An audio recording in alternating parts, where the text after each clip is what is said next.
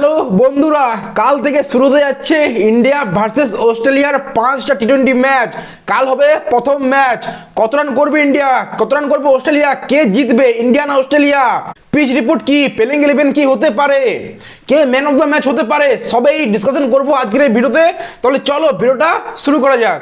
দেখো, যদি head to হেডের কথা বলি, প্রথমেই 2007 থেকে আমি কথা বলছি, মানে 2007 থেকে ইন্ডিয়া ভার্সেস অস্ট্রেলিয়ার টি20 যদি হেড টু হেড রেকর্ড বলি, তাহলে এখন পর্যন্ত দুটো টিম 32টা ম্যাচ খেলেছে, 32টা টি20 ম্যাচ খেলেছে, যার মধ্যে ভারত জিতেছে 20টা আর অস্ট্রেলিয়া জিতেছে 11টা, একটা ম্যাচ টাই।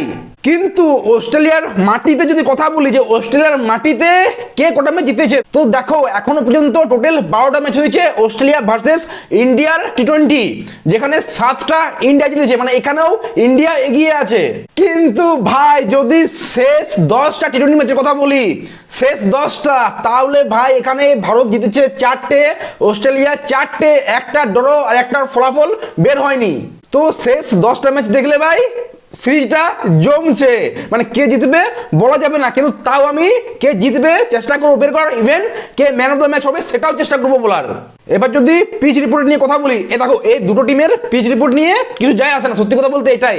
কারণ এই পিচ রিপোর্টে মানে যেখানে খেলাটা হবে সেইখানে অ্যাভারেজ স্কোর 150, বিশ্বাস করবে, ঠিক শুনেছো, 2019 থেকে এখানে 5টা টি20 ম্যাচ হয়েছে, যেখানে অ্যাভারেজ তুমি বুঝতে পারছো 150, বা এটা অস্ট্রেলিয়া ইন্ডিয়ার কাছে আমার মনে হয় না যে 150-এর মধ্যে কোনো টিমেই আটকাবে, না অস্ট্রেলিয়া না তোমার ইন্ডিয়া। এখানে 180+ রান করতেই হবে, যে টিমে ফার্স্ট ব্যাটিং করছে, সেটা অস্ট্রেলিয়া হোক ভারত হোক, প্রথমে 180+ রান চাই, যেমনই পিচ হোক। 2020-তে এখানে একটা টি20 ম্যাচ হয়েছিল ভারত বনাম অস্ট্রেলিয়া, যেখানে ভারত জিতেছিল, ভারত করেছিল আই থিঙ্ক 161, 11 রানে জিতেছিল, যেটুকু আমার মনে আসছে। তো ভাই দেখো এই পিচটা কেন এত কম রান হয় জানো, এই পিচটা একটু স্লো থাকে, মানে অস্ট্রেলিয়ার পিচের হিসাবে একটু স্লো থাকে, কিন্তু বাম্পসটা ভাই ওইরকমই থাকবে। স্লো পিচে বাম্পস কম হয় এটা বলা ভুল হবে, এইরকম পিচে মানে যে পিচটা হয়, আমি লাস্ট 5টা ম্যাচ এখানে কথা বলছি। সো তুমি যেই করে নাও এখানে 180+ রান করতেই হবে, আর যদি তুমি 180-র নিচে করো তো ম্যাচটা হারবে, যেটা আমার মনে হয়। আর হ্যাঁ, যারা জানো না, খেলাটা 1:45 থেকে হবে, মানে 1:30 থেকে খেলা, 1:30 না 1:45 থেকে দুপুরবেলায় খেলাটা শুরু হবে, আর প্রত্যেকটা 5টা টি20 ম্যাচেই 1:45-এ শুরু হবে, যারা জানো না বলে দিলাম। আর এখানে যদি আমি ওয়েদার রিপোর্ট দেখি, তো ভাই ওয়েদার রিপোর্ট দেখাচ্ছে যে মেঘলা থাকবে আর বৃষ্টির সম্ভাবনা আছে, মানে হালকা ফুলকা হয় না ছিটে, ওই বৃষ্টিটা সম্ভাবনা আছে, যেটাকে বলি আমরা ইলসে ঘুরি, সেরকম বৃষ্টি হওয়ার একটা সম্ভাবনা আছে। সো ভাই ম্যাচ বারবার বন্ধ চালু হতে পারে, এটা হলে সারপ্রাইজ হও না, না হলে তো খুবই ভালো, কিন্তু এটা হতে পারে। আর মেঘলার কারণে পিচে ভাই সুইং থাকবে, এটাও মাথায় রাখতে হবে। যাই হোক, এবার যদি আমরা প্লেইং 11 নিয়ে কথা বলি, যে কালকের ম্যাচে প্লেইং 11 কি হবে, কোন 11টা প্লেয়ার খেলবে ইন্ডিয়া আর অস্ট্রেলিয়ার হয়ে। তো ভারতের দেখো শুভমন গিল, অভিষেক শর্মা ওপেনিং করবে, এটা তো ভাই সবারই জানা আছে। থার্ডে আসবে সূর্যকুমার যাদব, আর 4-এ আসবে তিলক বর্মা। কিন্তু দেখো এখানে একটা কোয়েশ্চেন আছে, যদি তোমার অভিষেক শর্মা আউট হয় তাহলে এটা হতে পারে যে তিলক বর্মা থার্ডে আসছে, আর শুভমন গিল আউট হলে সূর্যকুমার যাদব, তারপর আসবে সঞ্জু স্যামসং, শিবম দুবে অ্যান্ড অক্ষর প্যাটেল। এরপর ওয়াশিংটন সুন্দর বা নীতিশ রেড্ডি, কে খেলছে এটা আমার দেখার আছে, এখানে আমি বলবো নীতিশ রেড্ডিকে খেলা উচিত। তারপর আসবে জসপ্রীত বুমরা, হর্ষিত রানা অ্যান্ড অর্শদীপ সিং। হর্ষিত রানাকে আমি বাদ দিতে পারছি না, কারণ ভাই ওকে বাদ দেওয়া সম্ভবই না, উইদাউট হর্ষিত রানা প্লেইং 11 হবে না গৌতম গম্ভীরের আমলে।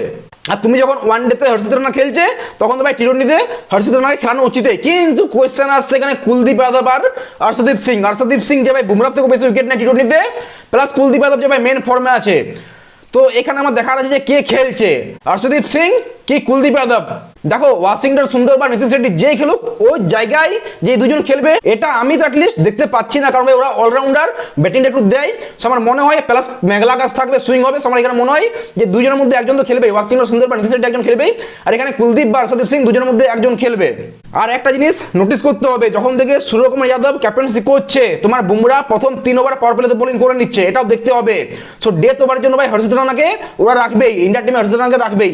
যাই হোক, এবার যদি আমরা অস্ট্রেলিয়ার প্লেইং 11 দেখি, তাহলে Travis head, Mitchell Marsh opening করছে, থার্ডে আছে ম্যাথু শট, 4 নম্বরে জস ইংলিশ। এটা উল্টো পাল্টা হতে পারে, জস ইংলিশও থার্ডে খেলতে পারে, যদিও 4-এই খেলে, কিন্তু এটা হতে পারে যে থার্ডেও খেলতে পারে, এটা হলে কোনো সারপ্রাইজ হম না। তারপর স্টোনিস আছে, ওয়েন আছে, জস হ্যাজেলউড আছে, নেথুন এলাস আছে, হ্যাজেলউড আছে।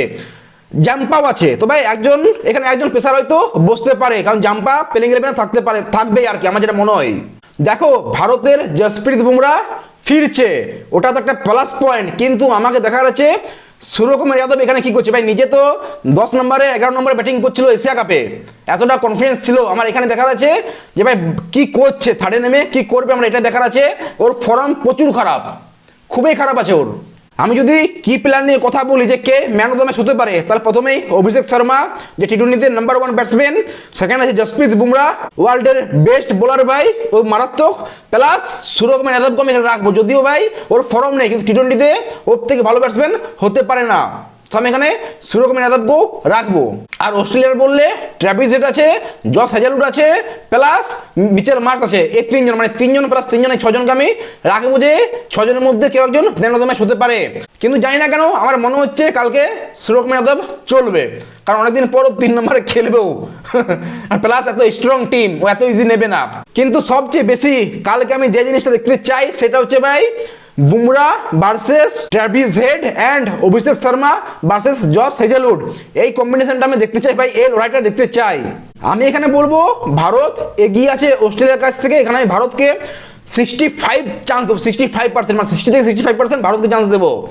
কারণ বুমরা ব্যাক করেছে, অভিষেক শর্মা ফর্মে আছে, 5টা টি-20 ম্যাচ, আমি এখানে ভারতকে চান্স দেবো ভাই। আর আমার মনে হয় যে অস্ট্রেলিয়ার থেকে ভারতের ব্যাটিং অনেক স্ট্রং, অনেক শক্তিশালী, ভারতকে চান্স দেবো। আর আমার মনে হয় এখানে 180 না ভাই, এখানে 190 প্লাস স্কোর হবে, মানে 180 থেকে 210 এর মধ্যে থাকবে। কিন্তু আমি এখানে বলবো 190 195 স্কোর হবে কালকের ম্যাচে। আর আমি যদি এখানে দুজনের নাম পিক করি যে কে ম্যান অফ দ্য ম্যাচ হতে পারে, তো আমি বলবো এখানে অভিষেক শর্মা প্লাস তোমার সূর্যকুমার যাদব, এই দুজনকে আমি কালকে রাখবো যে ম্যান অফ দ্য ম্যাচ হতে পারে। এনিওয়ে এই নিয়ে তোমরা কি বলবে কমেন্ট সেকশনে জানাও। আর ভিডিও ভালো লাগলে লাইক শেয়ার সাবস্ক্রাইব করে দিতে। দেখা হচ্ছে পরে, টেক কেয়ার, সি ইউ।